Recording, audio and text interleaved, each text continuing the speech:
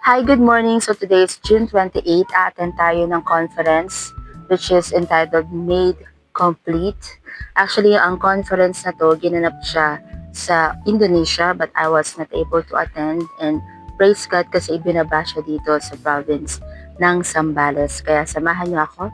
Before that, dapat conference ready tayo. Handa yung mga essentials natin para sa pag-attend natin sa conference. By the way, I have my shirt which is coffee and cheeses na dalawang bagay na kailangan ko pero si cheeses muna syempre at medyo puyat tayo ngayon pero alam ko gagawin tayo ng paraan ni Lord para magkaroon ng energy.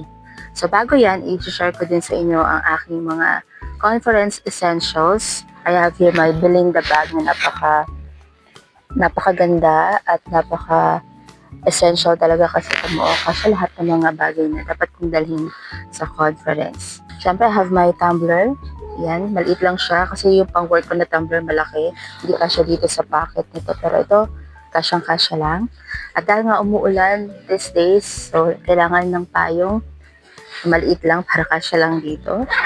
And I also have, siyempre, my journal na kailangan para i-take note lahat ng mga message ni Lord for today. I also have my SFC ID, syempre.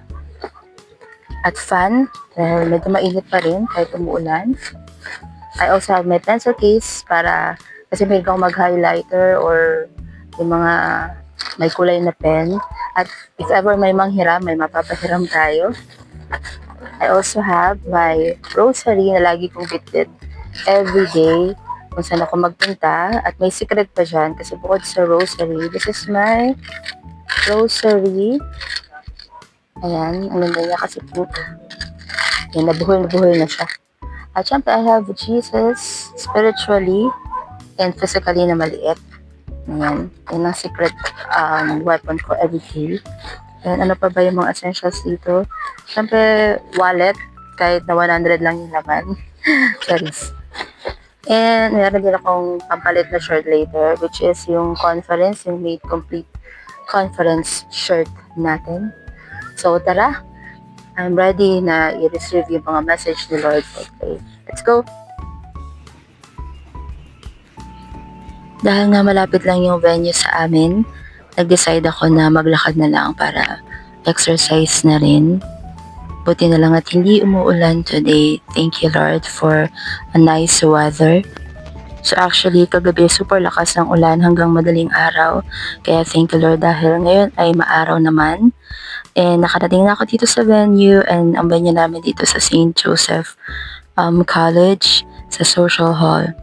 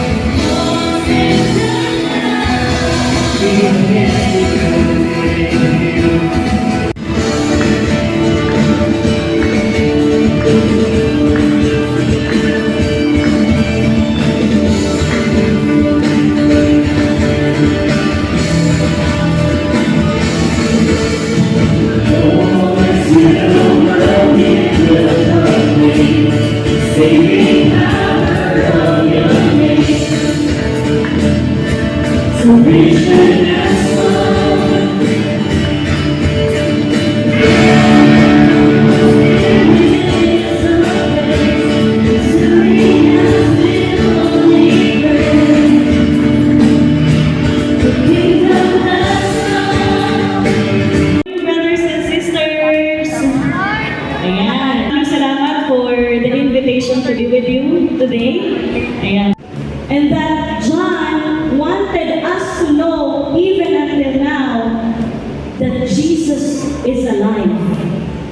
That Jesus is breathing like us. And that Jesus himself is a person who is capable of the humanness that we have. Kumbaga, nagtagpo sila tao sa tao. At siya bilang isang tao, nakatagpo niya din ang Diyos sa katauhan ni Yesu Cristo. You get the meaning of our lives? Those are pride.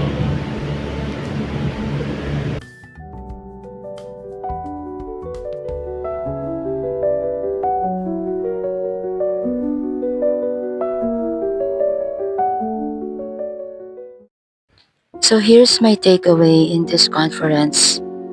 If tingin mo kulang ka, broken, lost, or maybe you're trying so hard to prove your worth, here's the good news. In Christ, you are made holy. Hindi dahil perfect tayo, but because Jesus made us righteous through His sacrifice. Hindi mo kailangang i-earn ang love ni God. It's a gift of grace. You are made whole. Maybe life has wounded your heart. Maybe you've experienced rejection, failure, or heartbreak. Jesus doesn't just forgive our sins. He also heals our brokenness. He restores what the world has damaged. You are made full. The world tells us to chase success, money, popularity, or relationship to feel complete. But those things can never truly satisfy. Only Jesus can fill the emptiness in our hearts with His love, peace, and joy. And you are made complete in Christ. You don't need to become someone else for God to love you. In Jesus, your identity is secure. Your purpose is clear. Your future is in His hands.